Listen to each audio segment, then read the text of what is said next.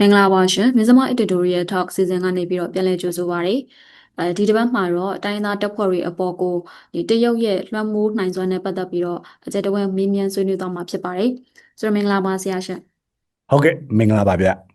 တိုင်းသားတပ်ဖွဲ့တွေအထက်မှာပေါ့နော်အထူးသဖြင့်မြောက်ပိုင်းတိုင်းသားတပ်ဖွဲ့တွေအထက်မှာတရုတ်ဖိအားကတော်တော်လေးကြီးတယ်ပေါ့နော်အဲ့လိုပြောနေတဲ့ကြားကနေပြီးတော့ပြီးခဲ့တဲ့အပတ်ကအားလုံးသိတဲ့အတိုင်းပေါ့လေUWSA ကနေပြီးတော့TNLA ကိုကန့်ပြီးတော့ SSPP ပေါ့နော်ဒီတပ်ဖွဲ့တွေကိုငွေကြေးတွေလက်နက်တွေအကူအညီမပေးတော့ဘူးဆိုပြီးတော့တရားဝင်ထုတ်ပြောလာရတယ်ပေါ့နော်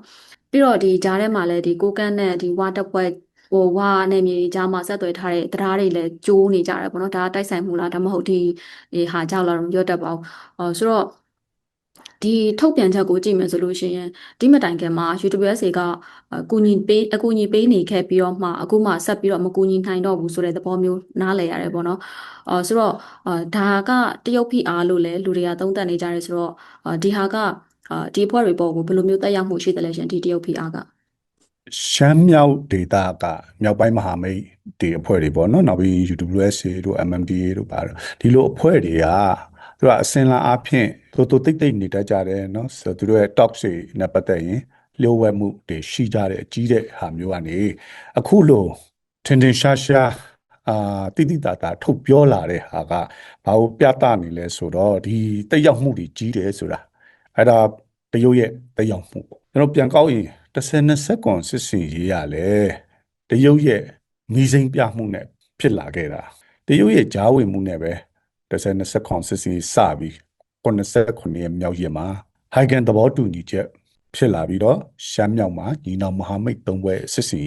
ရပ်ဆိုင်းသွားတယ်ဒါပေမဲ့ဂျွန်25ရက်နေ့မှာတကြောပြန်တိုက်ပွဲတွေစပြီးတော့ရမခအခြေစိုက်တဲ့လာရှိုးကျသွားတဲ့နောက်ပိုင်းမှာအပြောင်းလဲကြီးပြန်ဖြစ်လာပြန်တယ်အဲ့ဒါကတရုတ်ကစစ်တပ်ဘက်ကနေရပ်လိုက်တာတရုတ်ကစစ်စင်ရေးရဲ့အဓိက player တွေဖြစ်တဲ့ MNDAA တို့ TNLA တို့ပြင်ဒီအဖွဲ့တွေကို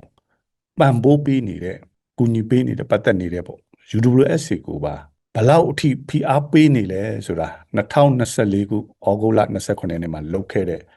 အစည်းအဝေးမှတ်တမ်းတွေငါတက်တည်ခံနေပါတယ်တရုတ်က EAO တွေကိုဖိအားပေးဖို့ဆိုရင် ZET gate တွေပိတ်တာသူတို့စီစဉ်တဲ့ငြိမ်းချမ်းရေးဆွေးနွေးပွဲတွေကိုတက်ခိုင်းတာကိုကန် UWSA တို့ရဲ့ခေါင်းဆောင်တွေရဲ့ဘဏ်အကောင့်တွေပိတ်တာများဖြင့်ဒီလိုမျိုး net data မှာရှိတဲ့အဖွဲ့အစည်းတွေခေါင်းဆောင်တွေဆိုတာသူတို့ရဲ့ဘဏ်အကောင့်တွေကိုသက်ဆိုင်ရာနိုင်ငံမှာဖွင့်ထားလေးရှိတယ်ဒါကကင်နဲ့ဖက်ကပ်ဖြစ်လာတာပေါ့เนาะ MMDA ခေါင်းဆောင်ဖုန်ဒါရှင်ဖန်ဆီးထားတာမျိုးနီလန်းပေါင်းစုံတုံးပြီးတော့ PR ပေးတယ်ဒါအပြင်မဲ့ကိုကန်တက်ဆိုရင်ဖြတ်ငါးပြတ်တုံးခဲ့လို့သူအဖြစ်ခိုက်ရသွားပြီးတော့စစ်ကောင်စီတပ်ကတနက်တစ်ချက်မှမဖောက်ရပဲနဲ့လာရှိုးပြန်ပေးလိုက်ရတဲ့အနေထားလာရှိုးပြန်ရသွားတဲ့အနေထားဖြစ်ခဲ့တစ်ဖက်မှာ TNL ဆိုရင်ခံစစ်နဲ့ပဲခံရပြီးတော့နောက်ချိုးလက်လွတ်လိုက်ရတာဩဂုတ်လ1ရက်နေ့ကစပြီးတော့အခုစစ်ကော်မရှင်ကနေပြီးတော့ရွေးကောက်ပွဲကျင်းပမယ်ဆိုပြီးတော့လှုပ်လိုက်တဲ့အခင်းကျင်းမှာပေါ့ရွေးကောက်ပွဲအတွက်အရေးပေါ်အခြေအနေရက်90ကြီးညာခဲ့တဲ့မြို့တွေမှာသူက UWSA ထိန်းချုပ်တဲ့နေမြေတွေဖြစ်တဲ့ဟိုပန်တို့ NA ထိန်းချုပ်တဲ့မိုင်းလာတို့ကိုပါထည့်ထားတာလည်းတွေ့ရတယ်ဒါကထူးခြားချက်တွေနောက်ဩဂုတ်လလာဇန်ပိုင်းကနေစပြီးတော့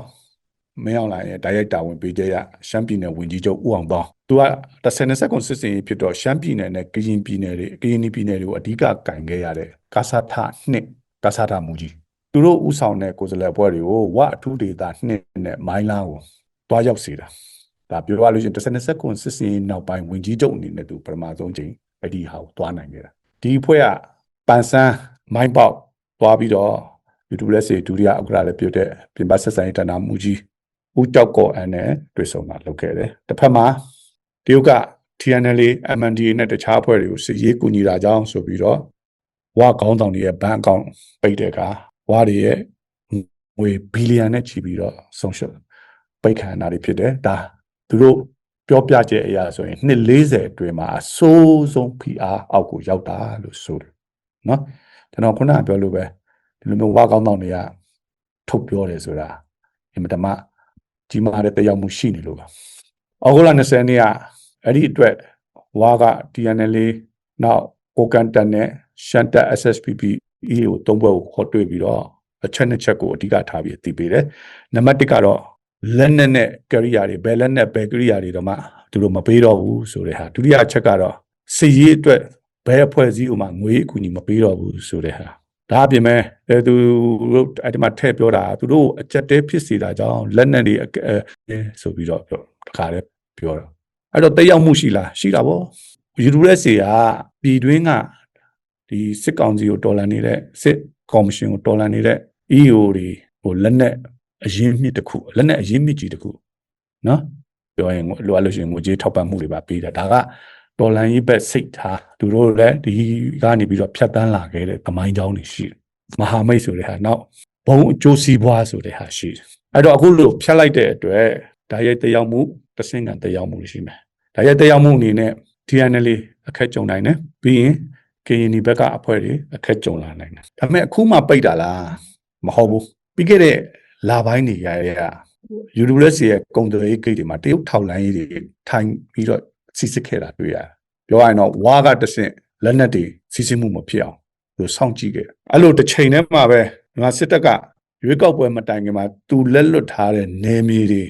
ရနိုင်သမျှရအောင်ဆိုပြီးတော့အလုံးရင်းနဲ့အပြင်းထန်ထိုးစစ်ဆင်တာတွေလုပ်တော့နော်အဲ့ဒီနှစ်ခုသွားပြီးတော့စုံနေတာအဲ့တော့အကြက်တဲတော့ရှိမှာပဲဒါပေမဲ့လေစစ်အုပ်စုကတော့နိုင်သွားလိမ့်မယ်လို့တော့ကျွန်တော်တော့မထင်ဘူးတိုင်းသားဖွဲ့တွေကခုခံစစ်ပေါ့နှစ်ပေါင်းများစွာအတွေ့အကြုံရှိတယ်နောက်လူလူထောက်ခံမှုရှိတယ်နယ်မြေကျွမ်းကျင်မှုတွေရှိတယ်နော်တစ်ဖက်မှာစစ်ကောင်စီတပ်ကလူအင်အားလက်နက်အင်အားပါနေပေမဲ့မြေပြင်မှာလာပြီးတော့ထိုင်ပြီးတော့တင်းတင်းကြပ်ကြပ်အုပ်ချုပ်နိုင်မဲ့အနေထားရောက်ဖို့ဆိုတာဝေးပါတယ်နော်အဲ့တော့ဘယ်လိုဖြစ်သွားမလဲဆိုတော့အထိုင်ချနယ်မြေအုပ်ချုပ်မှုကနေဒီလွတ်မြောက်နယ်မြေတွေကပြန်ပြီးတော့အဆင့်ကျသွားတဲ့သဘောဖြစ်လိမ့်မယ်လို့ပဲမြင်ပါတယ်ဗျဒီဘက်ဒီတရုတ်နဲ့ဒီစေအုပ်စုဘက်ကဆက်ဆံရေးနဲ့ပတ်သက်ပြီးဆက်မေးလိုက်ချင်ပါတယ်ဒီရွေးကောက်ပွဲနဲ့ပတ်သက်ပြီးလို့ရှိရင်ဒီတရုတ်ဆိုရကထောက်ခံတယ်ဆိုပြီးတော့ဒီတလောတုန်းကစေအုပ်စုကထုတ်ပြောလာတာရှိရပေါ့နော်ဆိုတော့ဒီတရုတ်အစိုးရနဲ့စေအုပ်စုကြားဆက်ဆံရေးရောအခြေအနေဘယ်လိုရှိသလဲရှင်အဲ့မှာမင်းအောင်လိုင်းနဲ့တရုတ်ဆက်ဆံရေးကိုဟိုဒါအရင်ဆုံးကျွန်တော်ပြောချင်တယ်မြန်မာစစ်တပ်ကိုကြီးလို့ရှိရင် तू က generation like ဟိုဗိုလ်ချုပ်နေဝင်လက်ထက်မှာတော့ तू ကအထီးကျန်ဝါဒဘယ်ကူမှမပါပဲနဲ့စစ်တပ်ကလည်း तू က तू အထက်မှာပဲနိုင်ငံကလည်းအထီးကျန်ဝါဒအဲ့ဒါမျိုးနောက်ဗိုလ်ချုပ်တန်းရွှေလက်ထက်မှာတရုတ်ဘက်ကိုကတ်သွားဟိုဥတင်ဦးတို့ဗိုလ်ချုပ်တင်ဦးတို့ဟိုလမ်းဖောက်ခဲ့တဲ့ဟာပေါ့ဗိုလ်ချုပ်သေသွားတဲ့တင်ဗိုလ်ချုပ်တင်ဦးကိုပြောတာပါဟို NLD ဥတင်ဦးကိုပြောတာမဟုတ်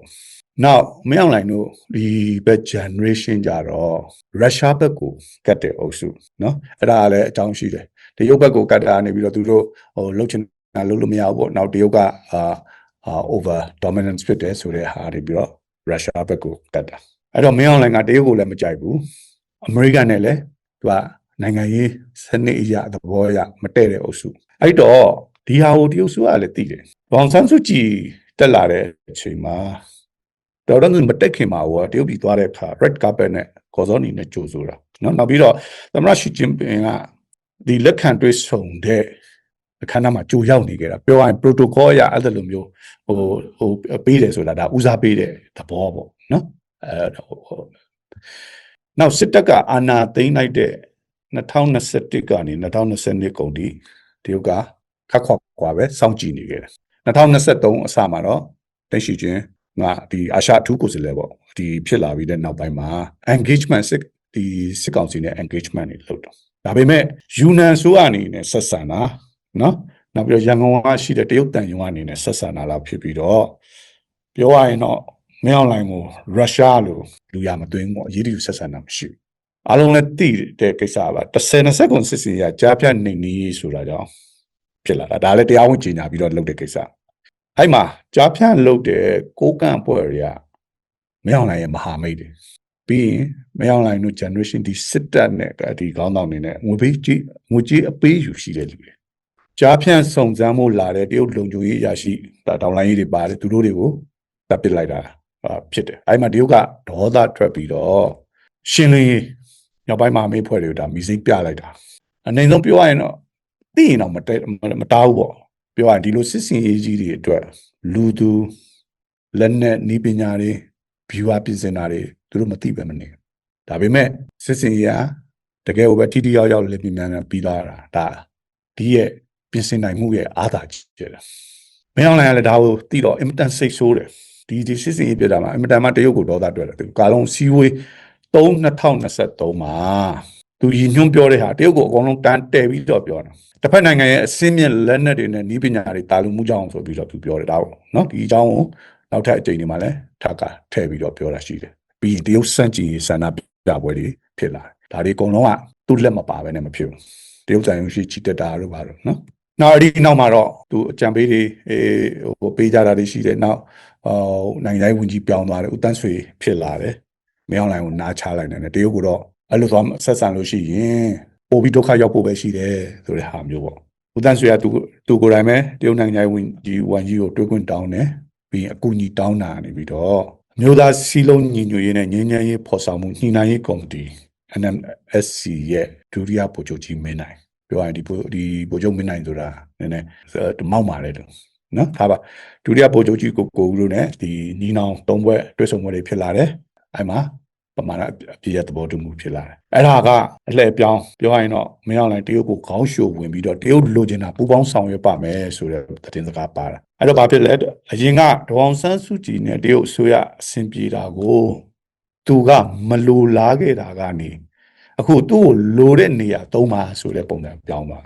တစ်ချိန်တည်းမှာပဲတရုတ်အစိုးရအတွက်တာကဒီတိုင်းသွားရင်မြန်မာစစ်တပ်ကပြိုလဲလိမ့်မယ်မြန်မာစစ်အုပ်စုပြုတ်ကျလိမ့်မယ်ဒါပေမဲ့မေးခွန်းကပြုတ်ကြရင်ဘယ်သူတက်လာမှာလဲတော်လန်ကြီးဘက်မှာကအုပ်စီးနိုင်တဲ့သူခေါင်းဆောင်တစုတက်တူမရှိဘူးတစုတည်းမဟုတ်ဘူးသူကအစုတွေကွဲနေဟိုဘက်မှာမြောက်ပိုင်းမဟာမိတ်အင်း K3C K2C ဒီဘက်မှာအန်ယူဂျီ PDF စသဖြင့်အဲ့ဒါလိုအနေထားမှာ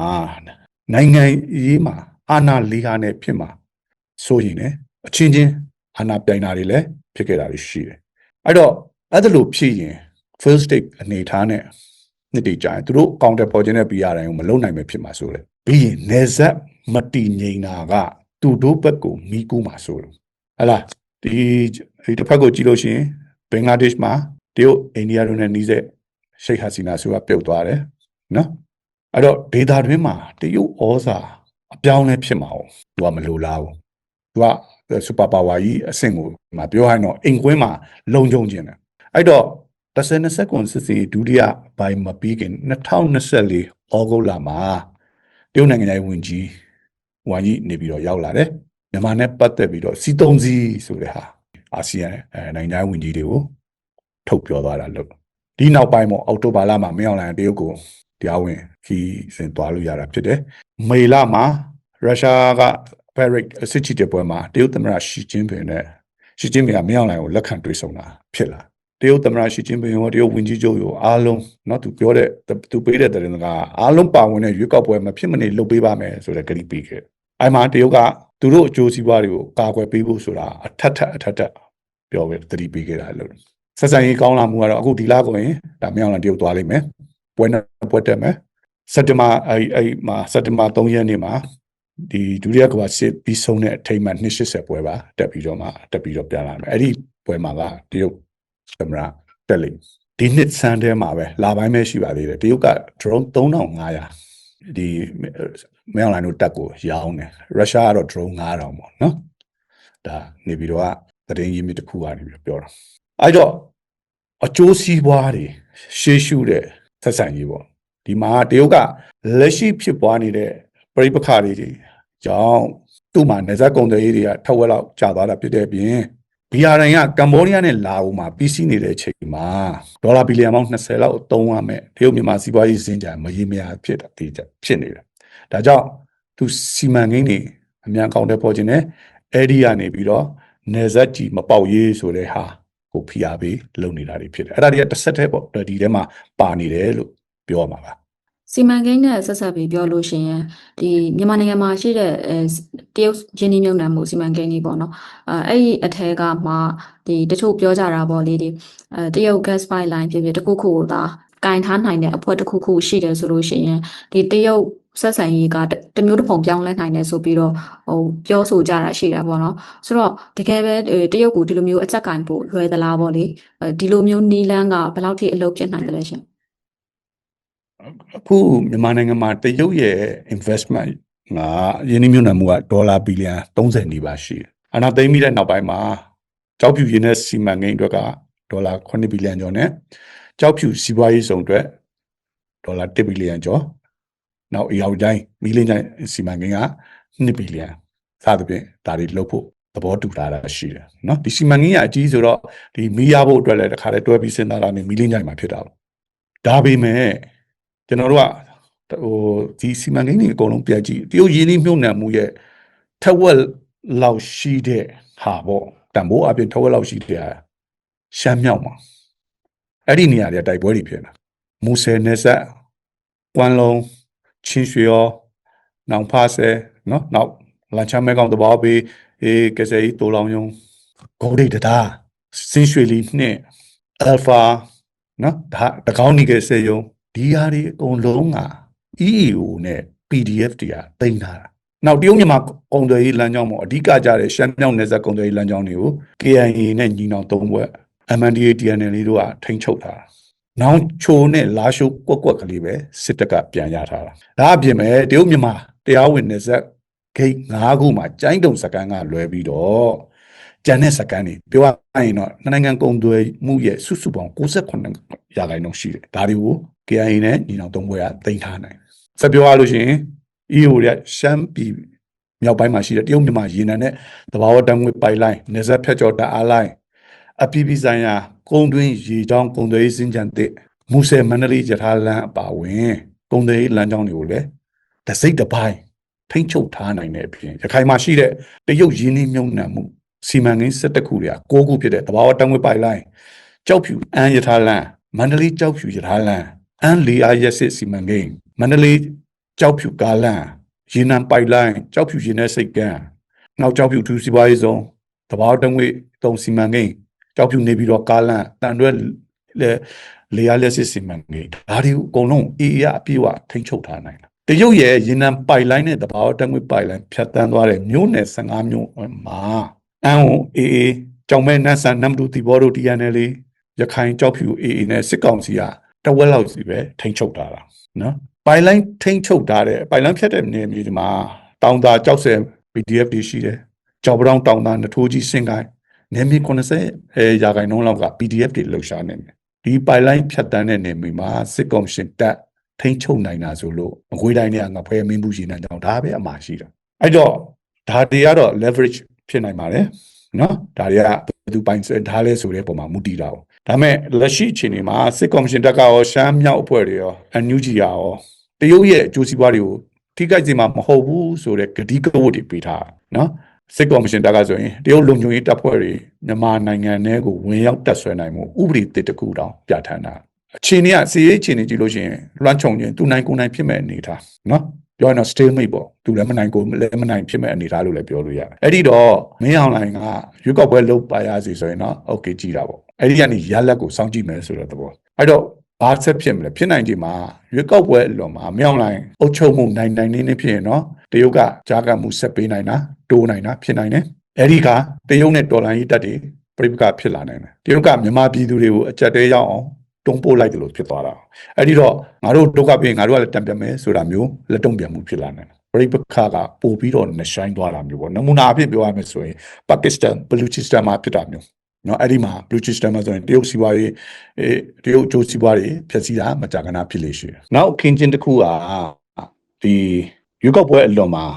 လည်းမင်းအောင်လှိုင်ကနယ်မြေစိုးမိုးမှုတိတ်ထူးထူးခြားခြားကြီးမရှိဘူးနော်နောက်ပြီးတော့အုပ်ချုပ်မှုလည်းနိုင်နေမလုပ်နိုင်အဲ့ချိန်ကြရင်ချိန်ကာလပေါ့ကျွန်တော်ပြောတာ2026ဘက်ထဲမှာရောက်သွားတဲ့အခါတရုတ်ကိုယ်တိုင်စိတ်မရှိတော့တာလည်းဖြစ်လာနိုင်တယ်နော်စပြီးတော့သဘောကတော့ enough is enough ပေါ့နောက်အဲ့ဒါအပြင်ပဲဒေါ်လာရေးဘက်ကရောဘယ်လောက်ညီညွတ်လာလဲနိုင်ငံရေးအရဘယ်လောက်စုစည်းလာလဲနိုင်ငံရေးအရတစုစည်းတဲ့နဲ့ alternative political proposal ဘယ်လောက်ပြလာနိုင်လဲဒါတွေပုံမှာမူတည်ပြီးတော့ကျွန်တော်ထင်ပါတယ်တန်ရေးတမန်ရေးအခင်းချင်းအပြောင်းလဲပြန်ဖြစ်လာနိုင်ခြေရှိပါတယ်ဗျနောက်တစ်ခုကဒီတရုတ်ဘက်ကအစင်ဆက်ပြောနေခဲ့တာတခါစကားတစ်ခုရှိတယ်ပေါ့နော်ဒီမြန်မာပြည်အရေးဝင်မစွက်ဘူးဆိုပြီးတော့ချိန်တိုင်းပြောနေတာရှိတယ်ပေါ့ဒါပေမဲ့ဒီစေအုပ်စုအပါဝင်ပေါ့နော်မြန်မာနိုင်ငံကဒီလက်နက်ကင်တွေအပေါ်မှာဒီတရုတ်ရဲ့အာဏာတက်ရောက်မှုရှိနေတာကတော့ညင်းမရဘူးပေါ့နော်ဆိုတော့တရုတ်ကဘာကြောင့်ဒီလောက်အထိဒီမြန်မာနိုင်ငံကဒီအင်အားစုတွေပေါ်ကိုပေါ့နော်လွှမ်းမိုးချယ်လဲနိုင်စွမ်းရှိနေရတယ်ရှာပထဝီနိုင်ငံရေးသဘောတရားအရတော့တရုတ်က ကမြန်မာရဲ့အိမ်နီးချင်းနိုင်ငံနော်တရုတ်ကပြောင်းလဲတဲ့တိုင်းကကျွန်တော်တို့ပေါ်မှာတက်ရောက်မှုကြီးတာပဲတရုတ်ကဘယ်လိုပဲပြောငါတို့မြန်မာရေးမှာဝင်ဆွတ်မယ်မဟုတ်ဘူးလို့ပြောပေမဲ့ပြောရလို့ရှိရင်လက်ရှိအနေအထားမှာမြန်မာရေးမှာပြောင်းကြချဲလဲနိုင်တာသူပဲပထဝီအနေထားရရောသူကအင်အားကြီးနိုင်ငံဖြစ်တဲ့အတွက်ပြောရရင်စစ်အုပ်စုမှာရောဒေါ်လာရေးဘက်ကတိုင်းသားလက်နက်ကိုင်တွေပေါ်မှာရောဩဇာအညောင်းဆုံးနိုင်ငံဒါလည်းအစင်လာဟိုကဒီလိုမော်စီတုံးခေတ်ကကွန်မြူနစ်စန့်ကျင်ကွန်မြူနစ်ဝါဒသူကပြန့်နှံ့တာမျိုးကွန်မြူနစ်ဇမ်ကို export လုပ်ချင်တာမျိုးလုပ်တော့နော်တစ်ဖက်မှာဒီမြန်မာနိုင်ငံစစ်အုပ်စုကိုမြန်မာနိုင်ငံကဒီဒေါ်လာနဲ့အုပ်စုပြတဲ့ဘကပကိုလက်နက်နဲ့ငွေကြေးထောက်ပံ့ခဲ့တယ်အဲ့လိုကနေပြီးတော့ပြောင်းလဲတွေဘက်ကိုရောက်လာတယ်ခေါင်းဆောင်ပြောင်းတယ်တိတ်ဆောင်ပြီးတက်လာတယ်တရုတ်ပြည်စီးပွားရေးတိုးတက်ဖို့ဦးစားပေးတယ်နောက်ကဘာနဲ့ဆက်ဆံရေးခေါင်းထူထောင်မှုဦးစားပေးတဲ့ policy ဖြစ်လာတဲ့အချိန်တစ်ချိန်တည်းမှာပဲဘာကပအောင်မြင်မှုမတွေ့ရတဲ့အချိန်သူကဆက်လက်တန်ဖိုးပေးချင်တာမရှိတော့ဘဲနဲ့ဒီဗဟိုနဲ့ဆက်ဆံလာလုပ်တယ်နောက်နေဇက်ထိတွေ့နေတဲ့ကြံခဲ့တဲ့တိုင်းသားလက်နက်ကိုင်အဖွဲ့တွေနဲ့ဆက်ဆံတဲ့မူဝါဒကိုပြောင်းသွားတာဒီနောက်ပိုင်းမှာသူ့ရဲ့စီးပွားဖွံ့ဖြိုးတိုးတက်မှုအသက်သွင်းအချက်ချဖြစ်စေတဲ့အိန္ဒိယသမုဒ္ဒရာထွက်ပေါက်ရရှိရေးဒါမြန်မာကအခရာကျတဲ့နေရာဖြစ်လာတယ်။ဘာကပြိုကွဲပြီးတဲ့အချိန်မှာဒီခွက်တွဲဖွဲ့တွေဖြစ်တဲ့ UWSA MNDAA တွေတရုတ်နယ်စပ်တစ်လျှောက်မှာရှိတဲ့အဖွဲ့တွေပေါ့နော် KIA မိုင်းလားအဲ့ဒီကနေဒီအဖွဲ့တွေဒီတရုတ်ရဲ့ဩဇာတည်ရောက်မှုကရှိတယ်။ဒီအဖွဲ့တွေရေ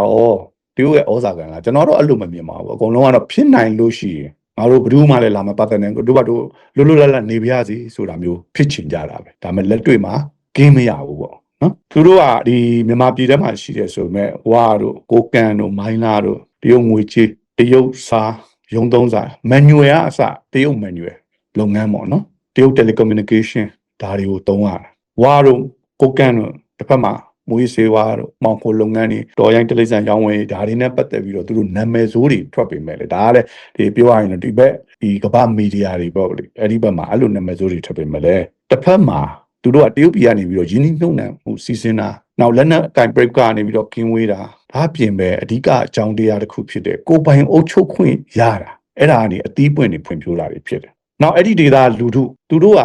မြန်မာပြည်မဘက်ကဗဟိုဘက်ကဖိနှိပ်အုပ်ချုပ်မှုတွေနဲ့ကင်းဝေးတယ်ဘိုးဘက်ကဖိနှိပ်အုပ်ချုပ်မှုတွေကြောင့်တတ်နိုင်လို့ရှိရင်လည်းဘိုးလည်းမဆက်ဆံခြင်းနောက်လမ်းပန်းဆက်သွယ်ရေးအနေအထားကပြည်မတဲ့ဆိုင်တရုတ်နဲ့ပို့ပြီးတော့ဆက်ဆံမှုဖြစ်တယ်အဲ့တော့သူတို့ရဲ့နီးစပ်မှုဟာဘေးနိုင်ငံမှာရှိတယ်ဒါကလည်းတရုတ်နယ်စပ်မှာမဟုတ်ဘူးထိုင်းနယ်စပ်အိန္ဒိယနယ်စပ်ဒီလိုပဲဖြစ်တယ်တရုတ်ကတော့ခုနပြောလို့နှစ်ဖက်စလုံးဆက်ဆံနေဘိုးကောသူနဲ့ထိတွေ့နေတဲ့အဖွဲ့အစည်းတွေရောဆက်ဆံပြီးတော့သူ့ရဲ့အကျိုးစီးပွားဦးစားပေးတယ်အဲ့လိုဆိုလို့စစ်အုပ်စုနဲ့ဆက်ဆံလို့စစ်အုပ်စုပဲအမြဲရက်တည်တာလားဒီလိုတို့လည်းမဟုတ်ဘူး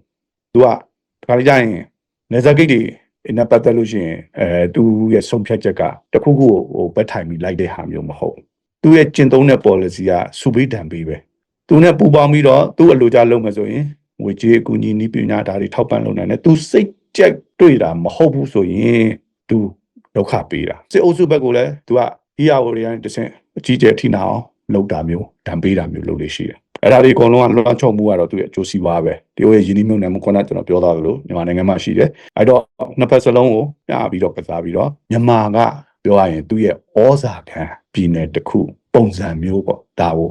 ဖြန့်ကျက်ထားနိုင်အောင်လုပ်တာပဲဒါဆိုတော့တခြားနိုင်ငံတွေလည်းဒီလိုမျိုးစူပါပါဝါကြီးတက်ရောက်မှုရှိတာပေါ့သို့တော့နိုင်ငံရေးစနစ်အုပ်ချုပ်မှုကောင်းနေတယ်သူ့နိုင်ငံသက်ဆိုင်ရာနိုင်ငံရဲ့တည်ငြိမ်မှုသက်ဆိုင်ရာနိုင်ငံရဲ့ကိုခံအားကောင်းတယ်ဆိုရင်တက်ရောက်မှုတွေကမကြီးဘူးပေါ့မြန်မာပြည်လိုဟာမျိုးစစ်အုပ်ချုပ်ရေးဝင်နေနော်ပြည်နေမှုတွေများတယ်လူတုကမကျေနပ်ဖြစ်နေတဲ့အချိန်ပြီးတဲ့အခါကျရင်နိုင်ငံရေးအကွဲပြားဖြစ်တဲ့အခါကျရင်အကျိုးစီးပွားကဒီလိုပဲဆွဲထုတ်ခံပြီးတော့ကစားခံရတဲ့နေမြေဖြစ်တာပေါ့အဲ့ဒါပါပဲ